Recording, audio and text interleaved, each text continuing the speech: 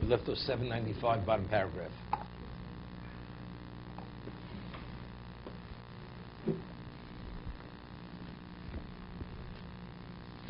Okay, 794, bottom paragraph. Kashegia Yetzirov Anchi Torah El Mashis Iparnu.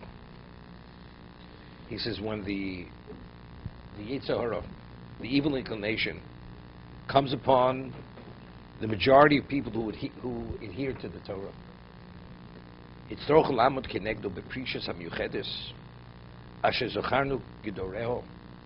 One has to establish the guidelines of abstinence, which we mentioned before. The Psichas Hashar Hazeh, the various levels of abstinence. This is to counter the instinct of a person which draws a person into material. And to establish a stance before it. Until you bring it to a context, a proper context, HaToriyah, which is a Torah path, through which you will perfect your belief and the world. And most societies, why eventually did they fail? Because of heathenism and Rome. It was heathenism. Overindulgence, and as a result of that, eventually they just totally disintegrated the whole society. So when you see everybody's affected to a degree, so you have to actually take a stand and rein in on the instinct and establish certain guidelines that you don't go beyond a certain point.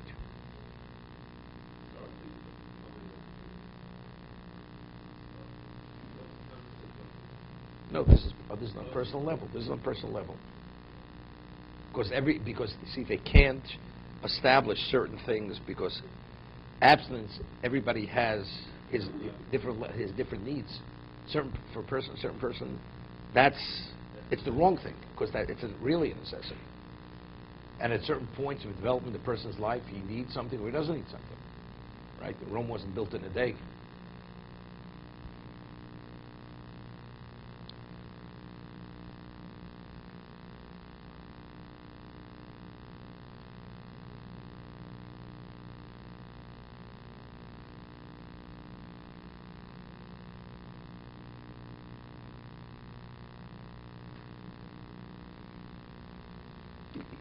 It's unfortunate. There's an organization, very, very important organization. It's called Tomchei Shabbos. And you have people who live in elaborate homes, even with a housekeeper, and they deliver meals 3 o'clock in the morning, Thursday night, because they don't want to embarrass the people. Because the people fell on hard times. They just can't make ends meet. But they still have the home, they still have the housekeeper, and they have a lot of things. I mean, it's insanity. Firstly, initially, what did you have to buy such a home? Maybe, you overstepped your bounds. It was beyond your means initially. Well, I had a few good years. Therefore what? Well, if I could afford it, why not? Maybe next year you can't afford it. So people next year or 3 years from now have to assume financial responsibility because you accepted upon yourself a financial burden. It's not simple. So if you would have lived initially responsibly, within your means, this would have never come about. Now, you never know what the inevitable is, but still, you have to live responsibly. Now the question, what's responsibility?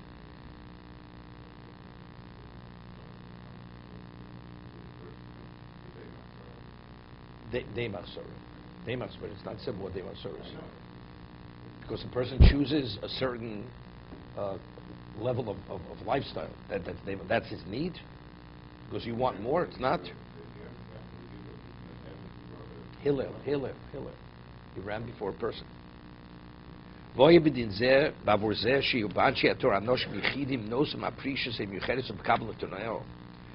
he says, among Torah people who are committed to Torah, individuals, they accept upon themselves specific levels of abstinence with all its aspects. Lahoil bo anshi Torah.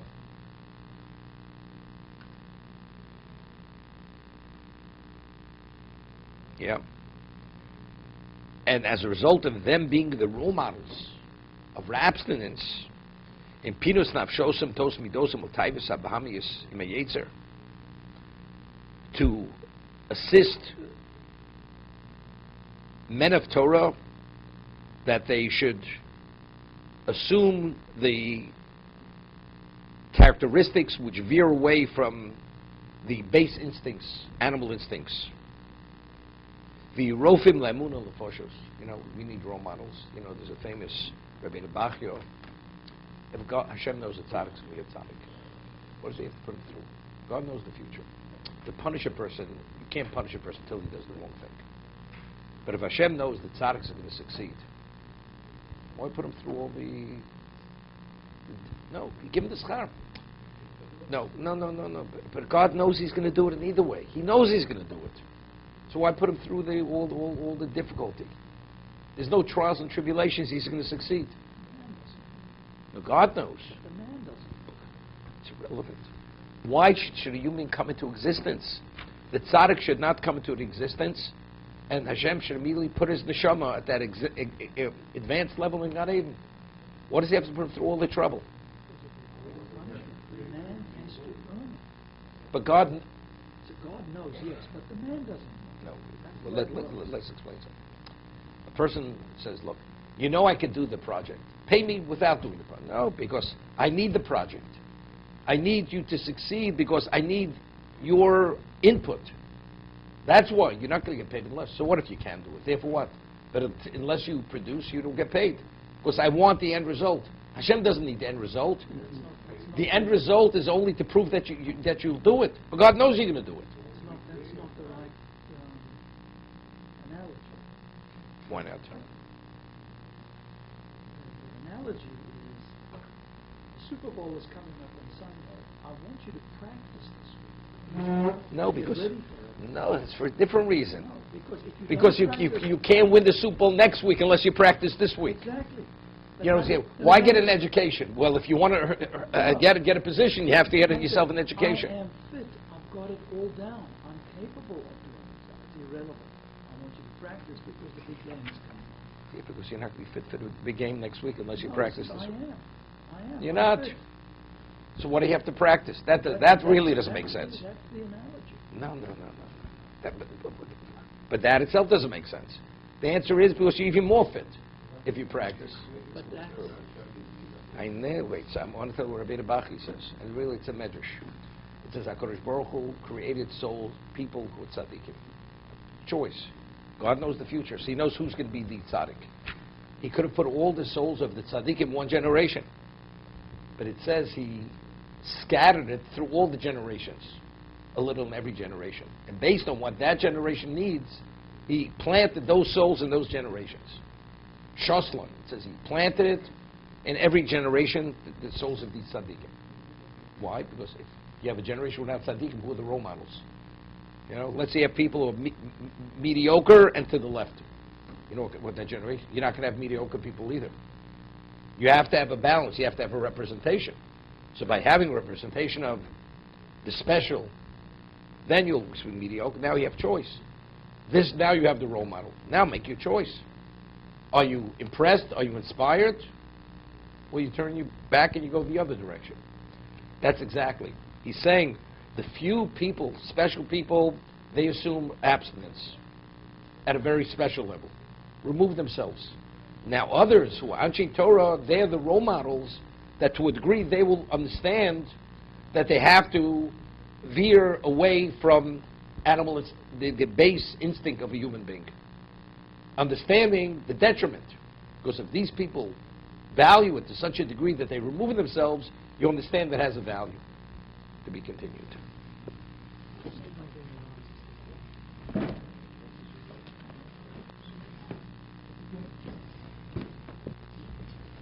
What do you think, David? Came late this morning. Taxi driver kept still spoke about the Super Bowl.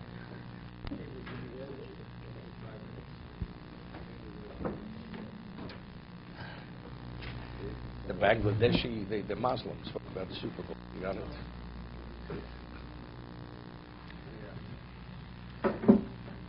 Super Bowl. He has his kashi and something else in the Super Bowl. That's his Super Bowl, the Muslim. So it's the same story with Avraham Avinu. Why did he go through all this? Hashem knew he would. No. That wasn't the way. No, but he won't be the role model at the more advanced level. Okay, but even for himself, it took potential and it made it a reality. No, Avram had to go through it because Avram had to establish a Jewish people. No, I understand that. But other tzaddikim themselves, it's not for anybody else. The answer, it is for someone else. Because you have to be a role model for someone else besides yourself. But it's also the potential, taking this potential and making it. That's a big part. Yeah, but that's a big part. But that's the physical world. But if the ultimate is the spiritual, and ultimately we speak about a spiritual world, there's no reason to. If God knows you're going to meet your potential, so you're there already. First of all, the answer, this is Yerushalmi. Why does God have to put, if God created the world to a person's benefit, why do you have to create a human being? He should have created the soul, put it right into Gan Eden. It's called Namadik Sufa. Because you have to earn it. To appreciate the value, you have to earn it. So it's not because you have to develop, because you have to earn it. It's the reward. It's a reward, right. Reward and punishment. So it's not what you're saying. That's not what the Yerushalmi says. It's not because you have to develop your potential. No, I understand that, but it's all reward and punishment. No, And punishment you is... have to actually do in order to attain the reward. Why? Not be, but what you're saying... Fundamental. No, but what you're saying something other than that. You're saying because you can't reach step 3 unless you reach step 2. Or 10, you can't reach 10 unless you meet the previous, you address the previous levels. I didn't say that. You gave me Avraham Avinu. No. Avraham Avinu couldn't have succeeded with the 10th test unless he met the previous I test. didn't say that. I just said the reason he went through the tests Was to what? To what? he had to realize the innate potential in him. It was all there. Why did he have to realize it? To perfect himself. Why? But if God knows ultimately he will perfect himself, God knows that. So God should treat him as if he did. It's because that's inherent in the way God created him. But why? That's the question. Why? Because of the reward and punishment. No, because this is it's Namadik Sufa. Namadik Sufa means shamed bread. Person's a beggar. You give him something. It's not self-earned. There's a shame. He's not deserving. But this person is deserving because factually he would earn. He would succeed. The beggar has failed. So he's needy, so you help him. But there's a shame. So a person, if he's able to do it himself, we don't give it to him. But this man will do it, can do it for himself. So he does what he does. But God knows. We don't know, but God knows. That's the point. I understand. That is the whole point. No. So there's no question. Because God knows. God knows what you're going to choose. So if God knows what you're going to choose, why even start? Not because you have no choice. This question goes the other way. So the answer is because the tzaddik lives always for someone else. He never lives for himself. The tzaddik lives for God. So being the role models for others, that's living for God. To be continued. Let's see the conclusion.